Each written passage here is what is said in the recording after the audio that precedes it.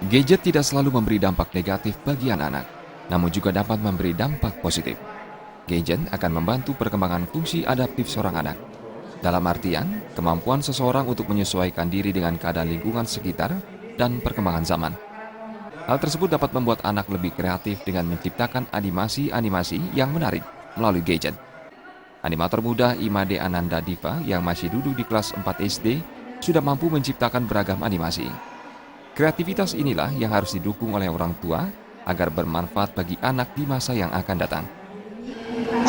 Pertama kali gini dari TK sih pernah dengar, langsung saya download sendiri.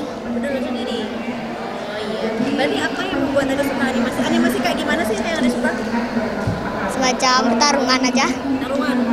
Sangat senang karena dia dari kecil udah menemukan di mana passionnya dia gitu. Jadi kita sebagai orang tua tinggal mendukung aja gitu. Berarti gadget tidak seluruhnya memberikan dampak negatif ya dari game. Iya betul, tergantung dari ini ya bagaimana orang tua mengawasi dan anak juga mengambil positif dari game-game yang ada di internet sekarang. Gitu. Orang tua perlu mendukung kegiatan anak yang positif, seperti hobi membuat animasi kartun anak, sehingga muncul para animator muda yang bisa mewakili Indonesia di kancah internasional. Andika dan Murawira, Bali TV.